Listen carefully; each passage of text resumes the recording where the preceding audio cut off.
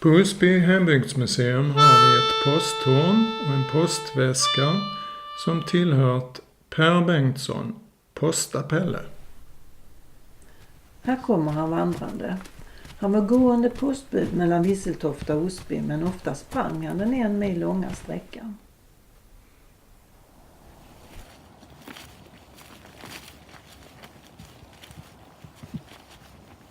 Efter att ha passerat Sjöalt kommer han ut till Kärsebränna och sen till Simontorp, Fereby och Holmö på sin väg mot Osby.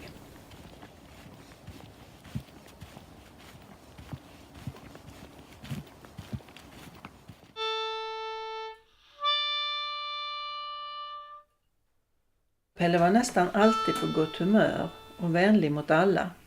Ingen ovän jag har här i världen, brukade han säga. Han hade många ordstäv som fortfarande finns kvar tack vare en intervju som Folklivsarkivet gjorde på 30-talet.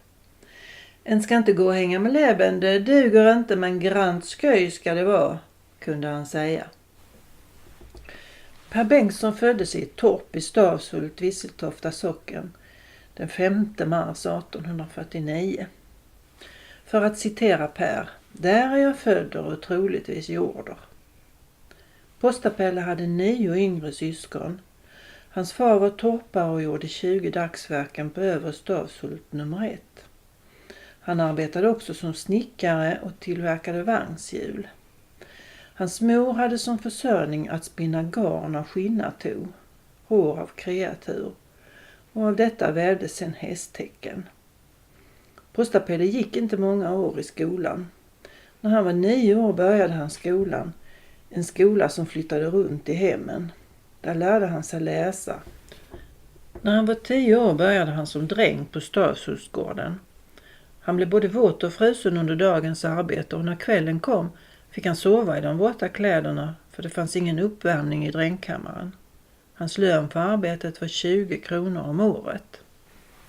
Vid Nordgöinge hembygds- och fornminnesförening, som senare blev Osby hembygdsförening, första årsstämma 1937 fattades beslutet att förvärva mangårdsbyggnaden till övre Stavshult nummer 1. Den gård där Posta-Pelle var lilldräng på. Man köpte den av åbon John Nilsson för 1000 kronor. Efter många turer uppfördes den vid Skansen i Sibbarp åren 1939-40 och fick då ett mer ursprungligt utseende. Gården är från 1600-talet av sydgötisk typ med 2 högloft och däremellan ryggårdsstuga. De kringbyggda ekonomibyggnaderna följde inte med. 1889, när Posta-Pelle var 40 år och fortfarande bodde på torpet i Stavshult, började han arbeta som gående postbud på linjen Osby-Visseltofta. Sträckan var 11 kilometer lång. Småspringandet i jämn lunk var en säregenhet för Posta-Pelle, vare sig han var tomhänt eller bara postväskan. På vintern var det besvärligt när snön byggde styltor under träskorna. Då hände det att han tog fram ett par läderskor som han hade med sig i väskan. De första åren av sin tjänst startade han redan klockan 5 på morgonen från Visseltofta. Då hade han redan gått en halv mil från hemmet i Stavshult. Lönen var 1,25 om dagen och det var 4 dagars postgång varje vecka. Men ganska snart fick han löneförhöjning och 6 dagars postgång i veckan. Han skulle vara framme i Osby när tåget kom och vid bestämd tid, 4-tiden på eftermiddagen, skulle han vara tillbaka i Visseltofta. Annars blev de garna som skulle hämta posten. Antingen sprang han med postväskan på ryggen eller hade han en kärra som han drog. Kärran hade han köpt för de många skickebudens skull. Den kunde han använda när vägarna var torra och fina. Ibland hade han en 20-30 stycken som hade skickat bud med honom. Då var kärran bra att ha.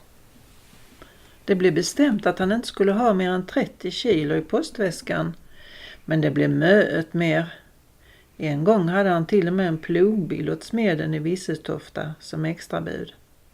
Det var väl oförskämt, sa Posta-Pelle. Det var tungt som själva dråmen. Det hände att han glömde uträtta något ärende. Då viftade han med näven åt uppdragsgivaren och sa: "Fanns inte, kommer imorgon." Han var inte alltid så glad för att bli störd under postgången. En vinterdag när det var 30 grader kallt ute och Pelle kom springande på vägen i skjortärmarna utan tröja kom en gästgivarskjuts. När den kom ikapp Posta-Pelle ropade någon på honom: "God dag, Per Bengtsson." "Vad är ni för några som hinkar mig? Det har ni inte rätt till era snörbäddar." "Vi vill tala med er." "Nej, jag snackar inte med såna där." "Ja, men jag är postdirektören från Malmö." "Jaså, det var en annan sak. Då är jag ledsen att jag skällt på er." När fadern blev gammal övertog Posta-Pelle torpet och bodde kvar där i många år. Även sedan han börjat gå med posten. Arrendet för torpet på den tiden var 20 kronor för mannen och 12 kronor för hustrun. Så småningom, 1902, köpte Posta-Pelle sig en egen bit jord närmare Visseltofta. Den redade han själv och byggde hus på. Tomten var stenig och bevuxen med ljung, men hustrun hackade får i ljungen och satte potatis.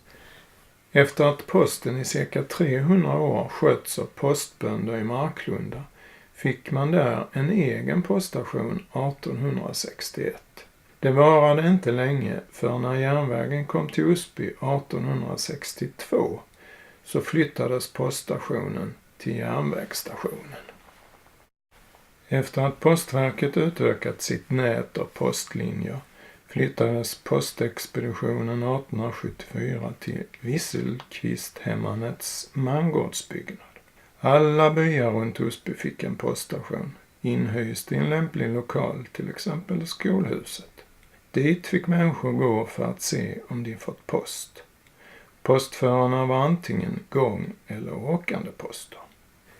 1907 blev Gottfrid Thorén befordrad till postmästare och flyttade då postkontoret till sitt hus på Krugeröden, numera Postgatan. Huset benämns numera Gamla Posten. Inte förrän 1916 kunde man i Osby sätta upp en egen brevlåda och få post utlämnad varje vardag. Flera år senare fick även landsbygden brevbäring. När han var 70 år lämnade han tjänsten som lantbrevbärare. Han hade då sprungit med posten i 30 år. Han brukade säga som så: "Nu har jag sprungit jorden runt 4 gånger och 1000 mil till med posten." Några år efter att hans hustru hade gått bort flyttade han till en dotter och svärson i Holme. Han ville vara nära sina barnbarn. Per Bengtsson gick bort den 13 januari 1944. Han var då nästan 95 år gammal. Nu lämnar vi Posta-Pelle med hans egna ord. "Ja, det är gott att man lever.